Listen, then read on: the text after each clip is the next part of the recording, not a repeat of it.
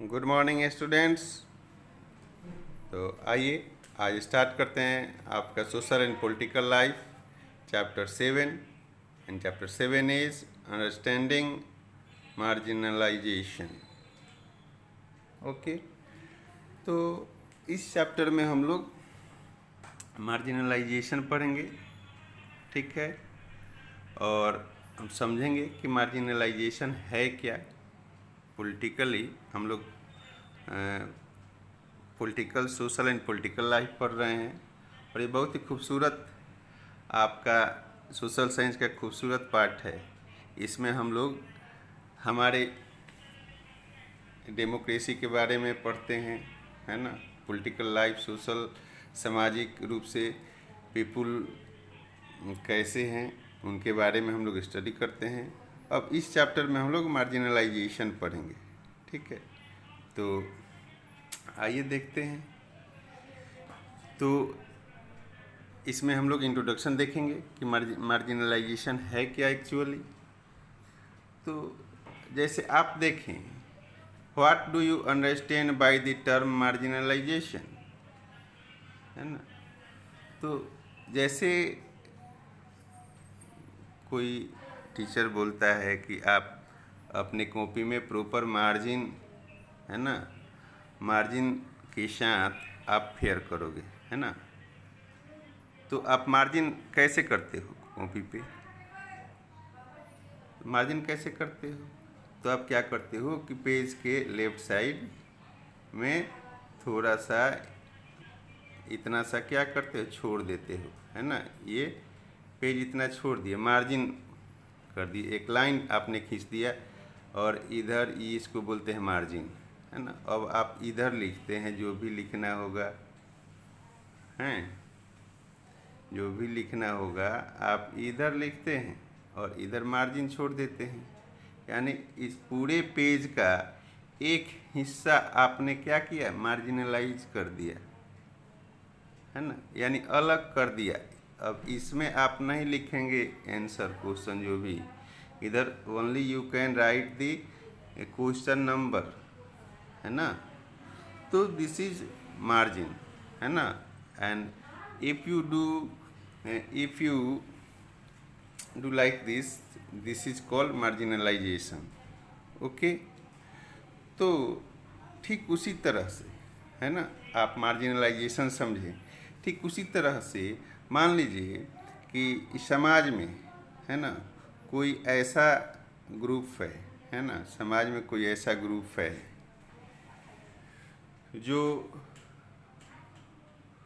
किनारे कर दिया गया है ना, जो किनारा कर दिया गया है, उसको हम लोग अपने में अपने जैसा नहीं समझते हैं, है ना। उसको अपने जैसा नहीं समझते हैं, उसको डिफरेंट समझते हैं। वो जो भी थोड़े से लोग हैं उनको हम लोग साइड कर देते हैं। This is called marginalisation in society. Okay, जैसे ये इसको देखें, ये आदिवासी हैं। तो आदिवासी लोग कहाँ रहते थे? जंगलों में रहते थे, ट्राइबल पीपल। तो इनको हम लोग क्या समझते हैं? ये लोग दूसरे टाइप के लोग हैं, ये हमारे जैसे नहीं हैं, ठीक है। ये लोग मेन स्ट्रीम में नहीं हैं, ठीक है, ये मार्जिनलाइज्ड हैं, है ना। तो दिस इज कॉल्ड मार्जिनलाइजेशन, जो बहुत ही खराब है, ठीक है, समाज के लिए। तो आप समझ चुके होंगे कि मार्जिनलाइजेशन किसे कहते हैं। तो जो मार्जिनलाइज पीपल होते हैं उनको समाज में सबसे ज़्यादा खतरा होता है, उनको सबसे ज़्यादा फियर होता है। जैसे आप सपोज दैट मान लीजिए कि ये एक टेबल है, ठीक है। अब टेबल के बीच में कुछ लोग हैं, है ना, ये बीच में कुछ लोग बैठे हुए हैं और कुछ लोगों को आपने कॉर्नर पे कर दिया है, यहाँ यहाँ, ठीक है। कुछ लोगों को आप कॉर्नर पे बैठा दिए, ठीक है, और कुछ लोग बिल्कुल सेंटर में हैं, ठीक है। अब इस टेबल को यदि हम घुमाएंगे तो किसको गिरने का खतरा होगा? तो आप कहोगे कि कॉर्नर पे जो लोग होंगे ये गिर जाएंगे सबसे पहले, है कि नहीं।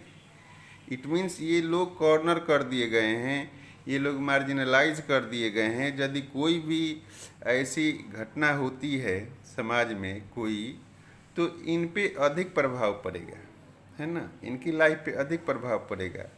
और जो सेंटर में हैं वो सुरक्षित रहेंगे, ठीक है, सेंटर में जो है वो सुरक्षित रहेंगे। लेकिन खतरा किसको है? जो मार्जिनलाइज सोसाइटी है, जो मार्जिनलाइज पीपल हैं, उनको खतरा अधिक है, ठीक है। तो इसी को बोलते हैं मार्जिनलाइजेशन, ठीक है। आई होप कि आप समझ रहे होंगे कि मार्जिनलाइज किसे कहते हैं। तो वह पीपल, वह सोसाइटी, है ना, वह group of people, those group of people who are minor and outside, है ना, आउटसाइड द सोसाइटी, है ना, उनको कोई फैसिलिटी नहीं है, न वो इकोनॉमिक के मेन स्ट्रीम में हैं, न वो हमारे, न उनको हम अपने जैसे समझते हैं, ठीक है। तो वह लोग जो हैं वो मार्जिनलाइज पीपुल हैं। और मार्जिनलाइजेशन डिफरेंट बेस पे हो सकता है, ठीक है ना। तो आपने मार्जिनलाइजेशन को आप समझ चुके होंगे। चैप्टर ये है अंडरस्टैंडिंग मार्जिनलाइजेशन। तो मार्जिनलाइजेशन हमने आपको समझाने का प्रयास किया। तो इसको आप समझो कि यदि समाज में जैसे गरीब, है ना, on the basis of poverty, वो कुछ गरीब तबका है, जो लोग हैं गांव में, वो किसी सोसाइटी में उनको अलग कर दिया गया है, उनको हम अपने जैसा समझते नहीं हैं, ठीक है। तो मार्जिनलाइज पीपुल हो गए, उनको सबसे खतरा है, उनको कोई फैसिलिटी जल्दी नहीं पहुंचेगी। तो इट मीन्स कि वह जो ग्रुप है वह मार्जिनलाइज हो गया है, ठीक है। तो ये हम लोग मार्जिनलाइजेशन को समझेंगे। और मार्जिनलाइजेशन जो है वह किन किन कारणों पे हो सकता है, उनके बेसिस क्या है। तो लैंग्वेज के आधार पे, लैंग्वेज के आधार पे मार्जिनलाइज हो सकता है। जैसे मान लीजिए कि आपके क्लास में, है ना, कुछ ऐसे बच्चे हैं जो इंग्लिश अच्छे बोलते हैं, ठीक है, इंग्लिश और हिंदी बोलते हैं। और कोई एक बच्चा ऐसा आ गया जो कि न हिंदी जानता है और न ही इंग्लिश जानता है। तो वह बच्चा क्या हो जाएगा आपकी क्लास में? मार्जिनलाइज हो जाएगा, है ना। किसी भी फंक्शन में उसको, उस बच्चे को आप अपने जैसे नहीं मानोगे, है ना, उस बच्चे को आप अपने जैसे नहीं मानोगे। और वो बच्चा भी अपने आप को अकेला फील करेगा, है ना, अकेला महसूस करेगा पूरे क्लास में। तो that is called marginalisation.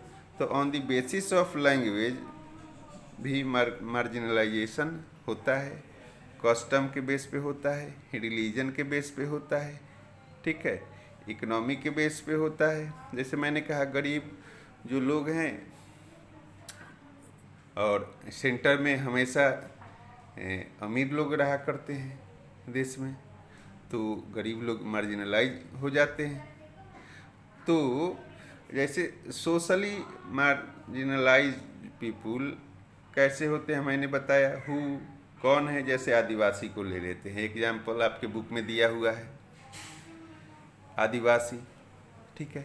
How कैसे होते हैं? तो मैंने बताया, है ना, कि लैंग्वेज के बेस पे, कस्टम के बेस पे, रिलीजन के बेस पे, इकोनॉमी के बेस पे जो पीपल होते हैं, जो ग्रुप ऑफ पीपल, वो समाज के माध्यम से वो, और सरकारी जो चीज़ें होती है उनके माध्यम से भी मार्जिनलाइज हो जाते हैं। अब ये जो आदिवासी लोग हैं, जब अंग्रेज़ों का शासन था उस समय इन लोगों का जो प्रॉपर प्रॉपर्टी था, लैंड था, वो कहाँ था? सब जंगल में रहते थे, जंगल इनकी प्रॉपर्टी थी। अब अंग्रेज़ों का शासन हुआ, नया कानून वो लाए, तो उन्होंने जंगल पे कब्जा किया, इन लोगों को जंगल से बाहर कर दिया, बोला कि ये जंगल आपकी प्रॉपर्टी नहीं है, आप जाओ यहाँ से। अब ये अपना घर और प्रॉपर्टी छोड़ करके इधर उधर भटकने पे मजबूर हो गए, ठीक है। तो आज तक इनकी स्थिति नहीं ठीक हुई। तो ये अपने आप को अलग महसूस करते हैं, और इनको हम लोग भी अपने समाज जैसा नहीं समझते हैं कि ये लोग हमारे लोग हैं। तो this is called marginalisation, socially marginalise people, है ना। तो आइए आगे हम लोग देखते हैं। जैसे in this chapter we are going to study, अभी तक मैंने आपको मार्जिनलाइजेशन समझाने का प्रयास किया और आई होप आप समझ पाए होंगे, ठीक है। तो what we are going to study in this chapter, we are going to study the frictional case to understand marginalisation. आपके चैप्टर में जो एक केस स्टडी दिया हुआ है ना, story, social and political life ऐसा सब्जेक्ट है कि इसमें आपको एनसीईआरटी की बुक में एक छोटी से छोटी कहानी के माध्यम से आपको चीज़ें समझाने का प्रयास किया गया है ना। इतना ब्यूटीफुल आपका एनसीईआरटी का बुक है ना, को इसमें किसी भी टॉपिक को एक छोटी से छोटी स्टोरी के माध्यम से आपको समझाया गया है ना। तो आपको भी पता है स्टोरी हम लोगों को अच्छी तरह से समझ जाते हैं, तो स्टोरी के माध्यम से जो टॉपिक है मार्जिनलाइजेशन, ये भी आप समझ सकते हैं आसानी से, ठीक है। तो एक स्टोरी है, उसको हम लोग पढ़ेंगे। उसके बाद हम लोग पढ़ेंगे हु आर आदिवासी, ठीक है। आदिवासी कौन है, आदिवासी एंड स्टीरियोटाइपिंग हम लोग पढ़ेंगे। किस प्रकार से स्टीरियोटाइपिंग होता है कि हमने एक समझ लिया दिमाग में कि ये जो लोग होते हैं ये हमारे जैसे लोग नहीं हैं, ये जंगली लोग हैं, तो ये पत्ते पहनने वाले लोग हैं, है ना, ये पढ़े लिखे लोग नहीं हैं, है ना। तो दिस इज स्टीरियोटाइपिंग। तो आदिवासी एंड स्टीरियोटाइपिंग भी हम लोग पढ़ेंगे, ठीक है। उसके बाद आदिवासी एंड डेवलपमेंट, जब डेवलपमेंट की बात आती है तो आदिवासी का डेवलपमेंट में से क्या उनके लाइफ पे प्रभाव पड़ा, आप देखेंगे कि डेवलपमेंट उनके लिए एक अभिशाप बन गया। और नए डेवलपमेंट के दौर में जो इंसान है जंगलों को सफाया करने लगा, और जहाँ ये लोग रहते थे उनका हैबिटेशन जो था, जो घर था, उनसे छीन गया विकास के दौर में, और दर बदर की ठोकर खाने पर ये लोग मजबूर हैं, ठीक है। तो डेवलपमेंट और आदिवासी दोनों का क्या रिश्ता है ये आप लोग समझेंगे, ठीक। उसके बाद नेक्स्ट जो पॉइंट है माइनॉरिटी एंड मार्जिनलाइजेशन। माइनॉरिटी यानी जो समाज में कुछ लोग हैं जो कम संख्या में, उनको मेजॉरिटी के द्वारा मार्जिनलाइज कर दिया जाता है, उसको हम लोग समझेंगे। मुस्लिम एंड मार्जिनलाइजेशन रिलीजन के बेस पे, ठीक है। और लास्ट में हम लोग कंक्लूजन इस चैप्टर का देखेंगे, और उसके बाद में इसके सॉल्यूशन, क्वेश्चन आंसर के सॉल्यूशन पे हम लोग डिस्कस करेंगे, ठीक है। तो ये तो था आपका टॉपिक्स जो हम लोग इस चैप्टर में कवर करने वाले हैं, ठीक है। तो आगे आइए बढ़ते हैं। अब देखिए जो इसमें एक केस है जो जिस स्टोरी के माध्यम से समझाया गया है मार्जिनलाइजेशन को, आप समझें। To be marginalize is to be force to occupy sides और फ्रिंग्स, है ना, and thus not be at center of things. Fringes मतलब किनारे कर देना, ठीक है। तो फोर्सफुली, है ना, फोर्सफुली उनके जगह को कब्जा करके और या उनको फ्रिंजेज करना यानी साइड करना, किनारे करना, and thus not to be inter centre of the things, किसी भी चीज़ के सेंटर में उनको नहीं रखना, ठीक है। That is marginalisation. Marginalisation of communities can be because of distinct language, customs, religion, इसके कारण होता है।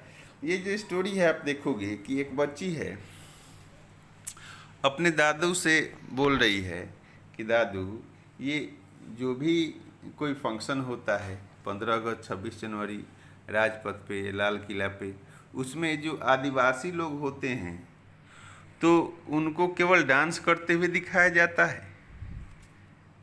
ऐसा क्यों? जबकि अब ऐसा दिखाया जाता है कि वो बिल्कुल ही समाज से अलग हैं। जबकि ये लड़की भी आदिवासी है, ये लोग जंगल में नहीं रहते, ये लोग शहर में रहते हैं। बहुत सारे पीपुल आदिवासी लोग वहाँ से हट के कहीं ना कहीं शहर में रहने लगे। उनके बच्चे आजकल पढ़ते हैं, अच्छी शिक्षा ले रहे हैं। तो वही यह बच्ची अपने दादू से पूछ रही है कि ऐसा क्यों है कि ये आदिवासी जो लोग होते हैं इनको केवल डांस करते हुए दिखाया जाता है। ठीक है, तो इसकी भावना आप समझ सकते हैं। ये भी खुद एक आदिवासी परिवार है। तो दादू उसके बताते हैं कि देखो, जब हम भी नौजवान थे, छोटे थे, तो हम लोग जंगलों में रहा करते थे, है ना। वहाँ से हम लोगों को हटा दिया गया। एक बार कहा गया कि ये जंगल आपकी नहीं है, आप यहाँ से चले जाओ। हमारा सब कुछ छीन लिया गया। ठीक है, तब से हम लोग जीवन के लिए काफ़ी संघर्ष किया, आगे आए, है ना। तो उस समय से पहले लोग जंगलों में पत्ते भी पहना करते थे, तब से आज तक, है ना, जो सिचुएशन है वो एक समाज ने आदिवासी के बारे में जो सोच बना लिया, उसी को आज भी प्रदर्शित किया जाता है कि आदिवासी ऐसे थे, उनका कल्चर ऐसे था। ठीक है, तो वैसे तो ये स्टोरी आपके बुक में दिया हुआ है, आप पढ़ सकते हैं। ठीक है, इसलिए मैंने पूरा स्टोरी लिया नहीं है। और ये इस स्टोरी का मेन पर्पज़ ये है कि आप मार्जिनलाइजेशन को समझ पाएँ। ठीक है, तो आदिवासी को यदि समझें, the term literally means original inhabitants are community who lived and often continue to live in close association with forest। इनको जंगलों से काफ़ी लगाव था, है ना। पेड़ पौधे पत्ते, इनको बहुत जानकारी थी, जंगलों से इनको प्यार था। Adivasi society are distinct because there is often very little heresy among them, है ना। कि आदिवासी जो सोसाइटी थी वो काफ़ी अलग थी, है ना। There is often very little heresy among them। This distinguishes them from community organized around the principles of जाति वर्ण कास्ट से ये लोग अलग। They worship ancestors village and nature spirit, है ना। वे लोग पूजा करते थे अपने एंसेस्टर का, है ना। गांव में नेचर की पूजा करते थे, पेड़ पौधे की पूजा करते थे। आदिवासी है always been influenced by different surrounding religion like Buddhist, Christianity, etc. Simultaneously, Adivasi religion, है ना, themselves have influenced dominant religion of empires around them, as for example Jagannath cult of the Odisha। Based on our stereotype, we think Adivasi are exotic, है ना, primitive and backward, but this is not true।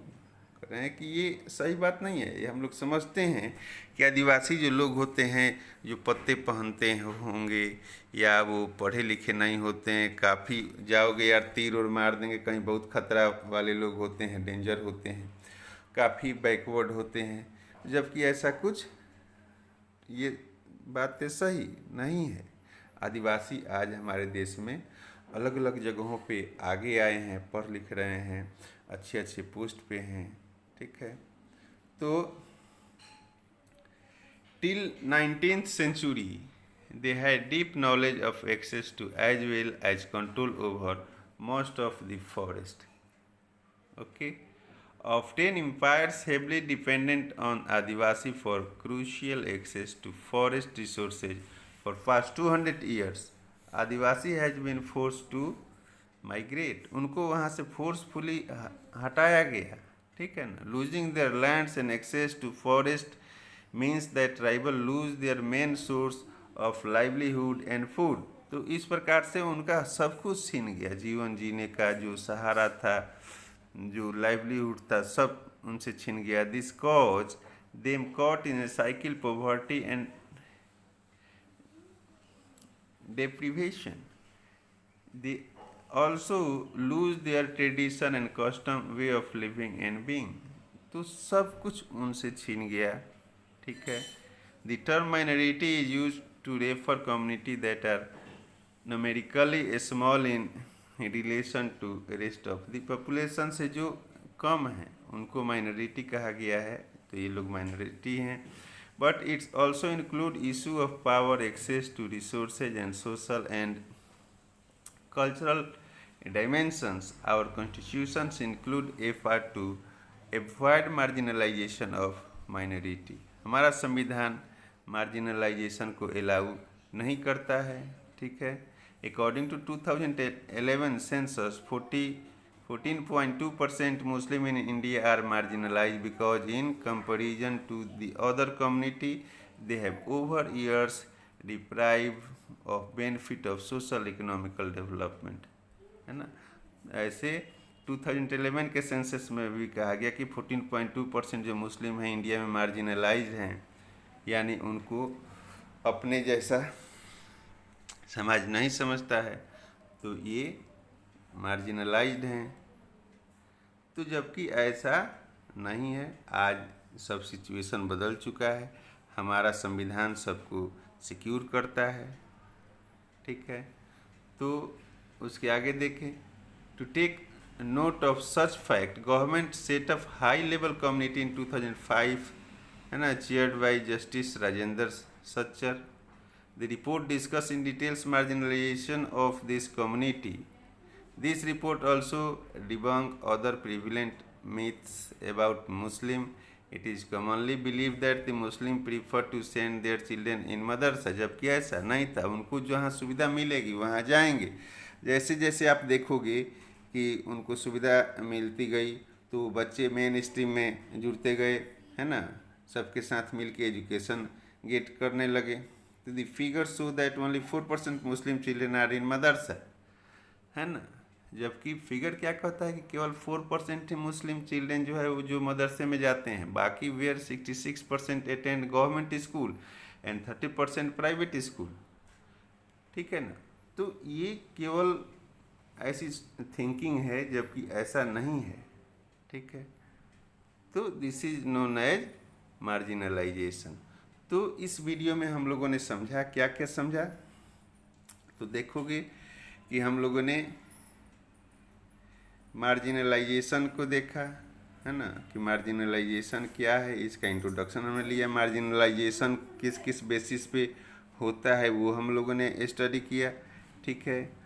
और socially marginalise कौन कौन लोग हैं उसको हमने देखा. इस चैप्टर में क्या क्या हम लोग कवर करने वाले हैं ये हमने स्टडी किया. फिर हमने आपके चैप्टर से जो स्टोरी दिया हुआ है उसको स्टडी किया. ठीक है. उसके बाद जो आदिवासी कौन हैं इनको हम लोगों ने स्टडी किया कि हु आर आदिवासी. ठीक है. उनकी लाइफ कैसे है, वो कैसे सफ़र कर रहे हैं, कैसे मार्जिनलाइज हैं. तो इस प्रकार की हमने टॉपिक क्लियर किया, आदिवासी कौन है. फिर इसके बाद हम लोग नेक्स्ट वीडियो में कंटिन्यू करेंगे. तब तक के लिए बहुत बहुत धन्यवाद.